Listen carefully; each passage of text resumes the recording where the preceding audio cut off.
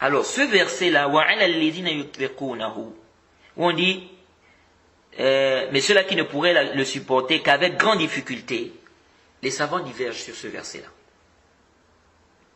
Est-ce que ce verset a été abrogé ou pas? Déjà, entre les compagnons, il y a une divergence. Ce verset a été abrogé ou pas? Avant ça, le vieux qui ne peut pas gêner et la vieille qui ne peut pas gêner, qu'est-ce qu'ils font? Alors certains savants ont rappelé un ijma' tel que Ibn Munzir, Ibn Abd al-Barr, l'imam al-Qurtubi, l'imam al-Nawawi. Ils ont appelé un ijma', un consensus des savants, que le vieux et la vieille qui ne peuvent pas gêner ont le droit de rompre ou ont le droit de ne pas gêner. Donc le vieux et la vieille qui ne peuvent pas gêner ont le droit de ne pas, ils ont le droit de ne pas gêner. Là où il y a ishkal, là où il y a problème, c'est que les savants divergent. Le vieux et la vieille qui ne peuvent pas gêner. Est-ce que ils doivent nourrir chaque jour un pauvre? Là, il y a une divergence. La majorité des savants, l'imam Shafi'i, l'imam Ahmed, l'imam Ishaq, Abu Hanifa, et ça a été, c'est l'avis de l'imam du compagnon Anas, d'Ibn Abbas, d'Abu Huraira. Parmi les tabi'in, c'est l'avis de Ikrima, de Sa'id ibn Musayyib, de Atta, de Qatada, de Sa'id ibn Jubair et bien d'autres. Tous ceux-là disent, le vieux et la vieille qui ne peuvent pas gêner, ils doivent nourrir chaque jour un pauvre. Deuxième avis. Et bon, ça c'est l'avis aussi, cet avis-là, que je viens de citer, c'est l'avis d'Ibn Qudama, de Nawawi, du Sheikh al-Islam ibn Taymiyyah, Ibn Qayyim, Ibn Kathir, c'est l'avis du Sheikh al-Albani, c'est l'avis du Sheikh ibn Baz, Sheikh ibn Uthaymin, Sheikh Muqbil, et de beaucoup de savants contemporains. Deuxième avis, c'est l'avis de l'imam Malik. L'imam Malik dit, c'est pas obligatoire pour eux de nourrir chaque jour un pauvre. C'est pas obligatoire. Donc le vieux et la vieille qui ne peuvent pas gêner, c'est pas obligatoire pour eux de nourrir chaque jour un pauvre. Donc ça c'est l'avis de l'imam Malik. C'est l'avis de Thawri. C'est l'avis d'Abu Thawr. C'est l'avis de Al-Qasim ibn Muhammad parmi les tabi'in, de Salim ibn Abdillah, de Makhul, de Rabi' ibn Abdurrahman, de Sa'id ibn Abdulaziz. C'est un avis d'Imam Shafi'i, c'est l'avis d'Ibn Munzir, c'est l'avis d'Ibn Abd al-Barr, c'est l'avis d'Ibn Hazm. Ceux-là disent, c'est pas obligatoire pour le vieux et la vieille qui ne peuvent pas gêner de nourrir chaque jour un pauvre. Mumtaz. Alors, ceux qui disent que le vieux et la vieille doivent nourrir chaque jour un pauvre, ils s'appuient sur quoi? Sur la lecture d'Ibn Abbas du verset. Parce qu'Ibn Abbas il a été rapporté dans Sahih al-Bukhari qui lisait le verset là وَعَلَى الَّذِينَ يُطَوَّقُونَ فِدْيَةٌ طَعَامٌ مِسْكِينٌ. Et c'est ce qu'ils ont traduit en français. C'est-à-dire ceux-là qui ne pourraient le supporter qu'avec grande difficulté ou qu'avec difficulté. C'est la qira'a là qu'ils ont traduite. Mais en arabe, dans le mushaf que nous avons là en arabe, la lecture qui est là c'est وَعَلَى الَّذِينَ يُطِيقُونَهُ. Ceux-là qui peuvent, donc ils peuvent jeûner, il y a une compensation. C'est-à-dire tu as le choix. Si tu veux tu jeûnes, si tu veux tu fais le it'am. C'est-à-dire si tu ne jeûnes pas, tu fais la compensation en fait. Ibn Abbas a dit ce verset-là, laysat bimansukha. Ce verset n'a pas été abrogé. هو الشيخ الكبير والمرأة الكبيرة لا يستطيعان أن يصوما يطعمان عن كل يوم مسكينا. Il a dit le verset n'a pas été abrogé, c'est pour le vieux et la vieille qui ne peuvent pas jeûner, ils doivent nourrir chaque jour un pauvre. Et c'est venu dans Tabari, d'après Ikrima, d'après Ibn Abbas, il a dit al-hamil wal-murdi' wa shaykh al-kabir alladhi la yastati'u as-sawm yuftirun fi Ramadan wa yut'imun an kulli yawmin miskina. Il a dit la femme enceinte, celle qui allait, le vieux qui ne peut pas jeûner, ils doivent rompre pendant le Ramadan et ils jeûnent, ils nourrissent chaque jour un pauvre. Donc on voit que pour Ibn Abbas, le verset n'a pas été abrogé. Par contre, pour Salama ibn al-Aqwa, le verset a été abrogé. Parce que Salama ibn al-Aqwa nous dit dans le Sahihain, le hadith dans Bukhari Muslim, il dit Lamma nazalat wa ala allazina yutiqunahu fidyatun ta'amul miskin. Il dit lorsque le verset est descendu donc wa ala allazina yutiqunahu fidyatun ta'amul miskin, kana man arada an yuftir wa yaftadi. Donc il dit celui qui voulait il pouvait rompre et donner la compensation, c'est-à-dire nourrir chaque jour un pauvre. Il dit hatta nazalat al-aya allati ba'daha fa nasakhatha, jusqu'à ce que le verset qui vient après est descendu, ça a abrogé ça. Quel verset? Le verset qui dit faman shahida minkum ash-shahra falyasumhu. Celui parmi vous qui est présent, qu'il jeûne. Ça c'est un ordre. Donc ici Salam ibn Aqwa va nous faire comprendre que ce verset-là, wa 'ala allazina yutiqunahu, c'est-à-dire ceux-là qui peuvent jeûner, il y a une compensation. C'est-à-dire, si tu peux jeûner, Jay, tu as le choix. Tu n'es pas obligé de jeûner. Mais si tu ne jeûnes pas, il y a une compensation. Tu dois nourrir chaque jour un pauvre. Il dit après ce verset est abrogé. On a obligé maintenant le jeûne. C'était obligatoire.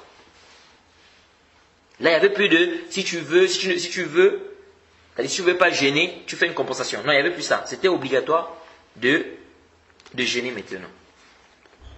Jayid. Ibn Omar aussi, dans le Sahih Muslim, et Bukhari aussi, confirme que le verset là est abrogé. Par le verset qui dit فَمَنْ شَهِدَ مِنْكُمُ الشَّهْرَ فَلْيَصُمْهُ. As-Sahih, Ar-Rajih, Allah Ta'ala A'lam, la vie qui est juste, c'est que le verset est abrogé. Le verset là ne nous parle pas du vieux ou de la vieille qui ne peuvent pas jeûner. Ça ne nous parle pas du vieux et de la vieille qui ne peuvent pas jeûner. Pourquoi? Qu'est-ce qui nous prouve ça? Déjà le compagnon. Il dit lorsque le verset descend. Donc le compagnon est en train de nous parler de ce qu'il a vécu. Et lorsque le verset est descendu, voilà ce que les gens faisaient. Donc il dit celui qui pouvait, n'est-ce pas, il nourrissait un pauvre. Donc le compagnon est en train de dire ce qu'il a vécu lorsque le verset est descendu. Donc ça déjà ça prouve que le verset est abrogé. Parce que le compagnon ne peut pas mentir. Il dit lorsque le verset est descendu, voilà ce qui s'est passé. Donc il nous relate ce qui s'est passé. Il dit ensuite, on a révélé l'autre verset, فَمَنْ شَهِدَ مِنْكُمُ الشَّهْرَ فَلْيَصُمْهُ. Celui parmi vous qui assiste, n'est-ce pas, qui est présent, n'est-ce pas, au début du mois, alors qu'il jeûne. Ça c'est un. Deux, c'est qu'il nous montre que le verset est abrogé. C'est qu'à la suite, qu'est-ce qu'Allah subhanahu wa ta'ala dit? أَرْجُوَ أَن تَنْتَبِهُونَ. Allah dit, فَمَنْ تَتَوَّعَ خَيْرًا فَهُوَ خَيْرٌ لَهُ وَأَن تَصُومُوا خَيْرٌ لَكُمْ إِن كُنتُمْ تَعْلَمُونَ. Allah subhanahu wa ta'ala dit, et si quelqu'un fait plus de son propre gré, c'est pour lui, mais il est mieux pour vous de jeûner si vous saviez. Mais il est mieux pour vous de jeûner si vous saviez. Ah. Si le verset là parlait du vieux et de la vieille qui ne peuvent pas jeûner, Allah subhanahu wa ta'ala devait dire, mais il est mieux pour vous de jeûner si vous saviez. Ils ne peuvent pas jeûner. Comment on va dire il est mieux pour eux de jeûner? Ils sont incapables de jeûner. Comment on va dire il est mieux pour eux de jeûner?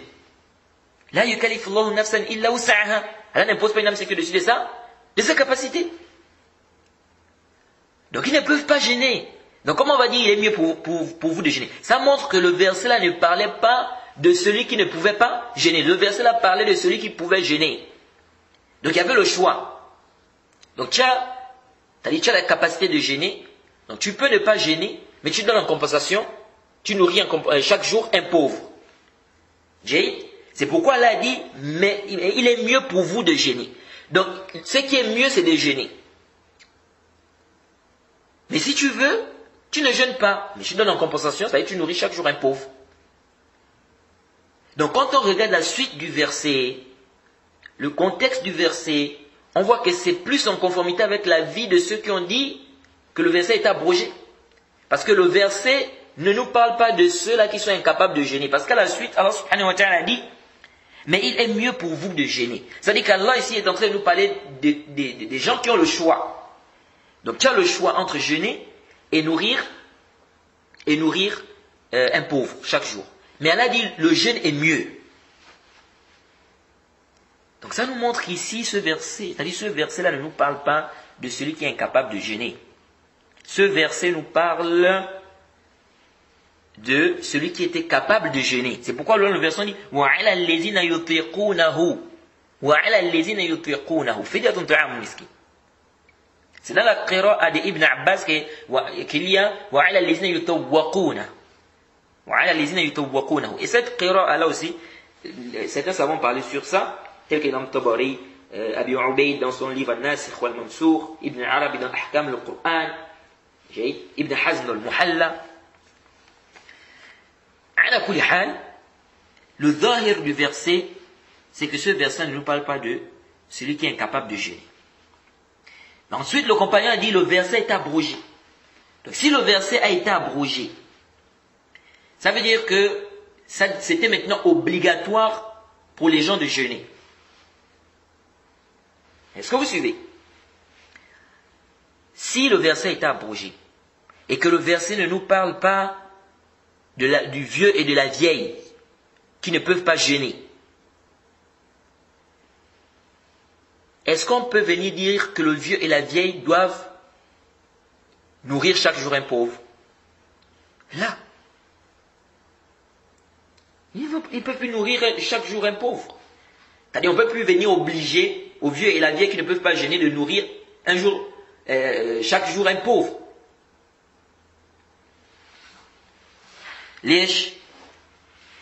Parce que ici, on voit bien que le verset est abrogé. En ce moment, le verset ne parle même pas de ceux-là qui sont incapables de jeûner. Le verset parle de ceux qui sont capables de jeûner. Ça, c'est un. Deux, le verset est abrogé. Après, on a obligé le jeûne.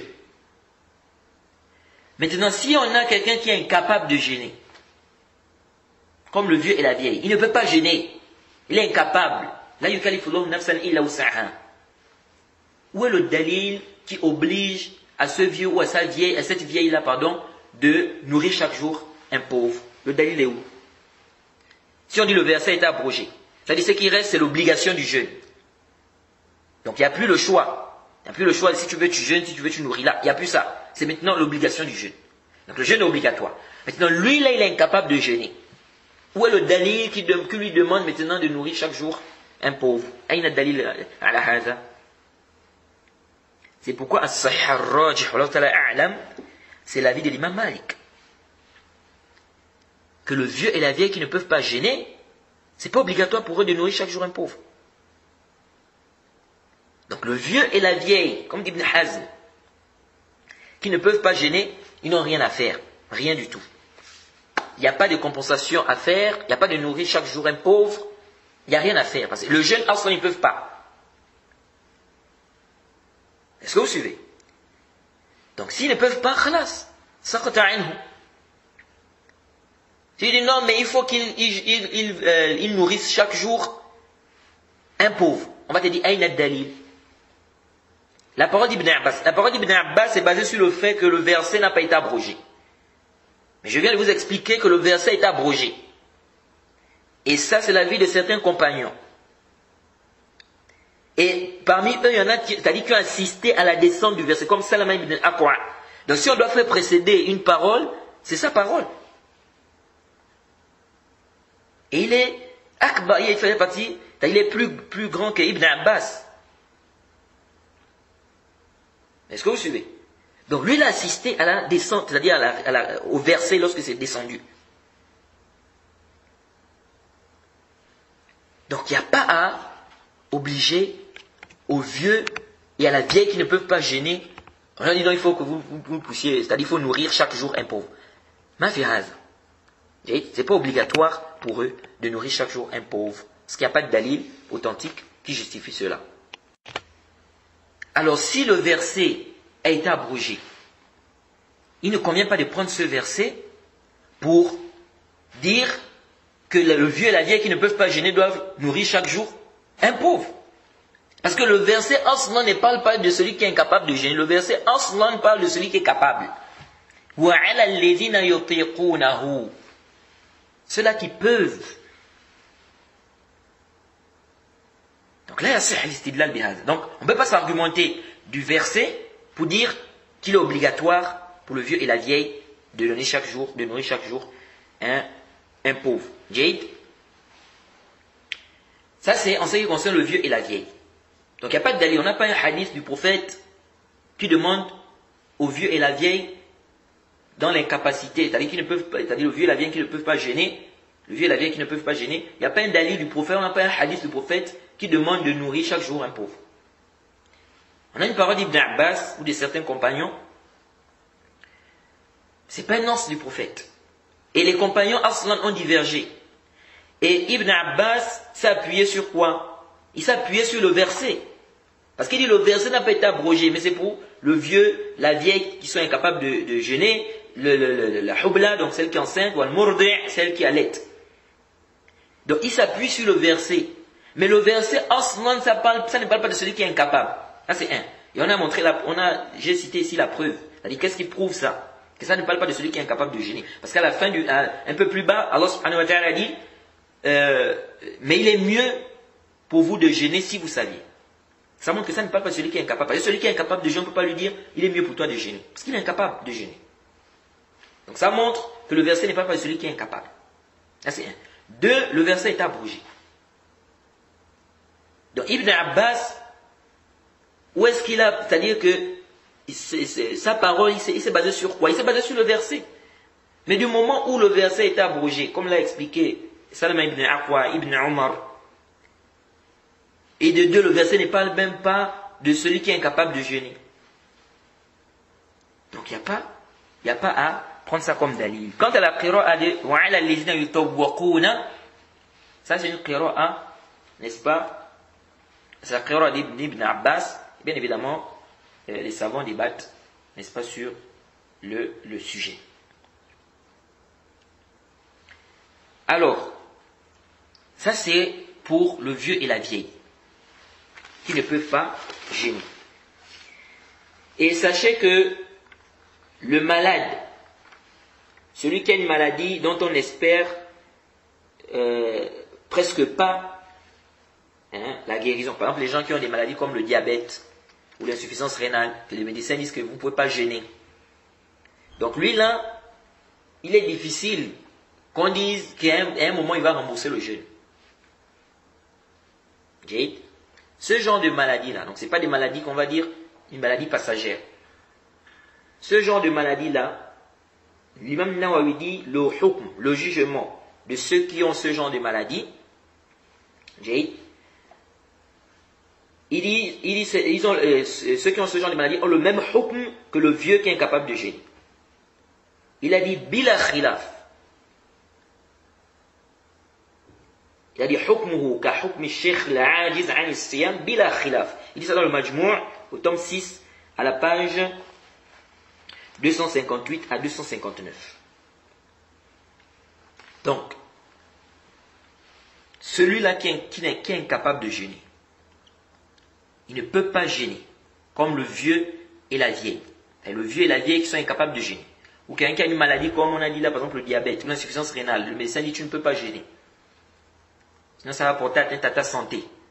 Donc lui là, on ne peut pas dire non, ok, ta maladie, c'est-à-dire dans quelques temps, tu vas rembourser le jeûne là. Parce que lui, Ausman, ce sont des maladies, le plus souvent on n'espère pas, on espère presque pas la guérison, le plus souvent. Ça ne veut pas dire que la personne ne peut pas guérir. Alors, subhanahu wa ta'ala est capable, n'est-ce pas, de faire en sorte que la personne guérisse. Il y a un frère, ça fait peut-être 3 ans de cela, qui m'a dit qu'il connaît un frère qui était diabétique et qui est venu, qui a fait le pèlerinage ici, et il a pris l'eau de Zamzam, il a bu, il a fait des doigts. Et quand il est retourné au pays, il a fait des examens, on lui a dit qu'il n'avait plus le diabète. Est-ce que vous voyez?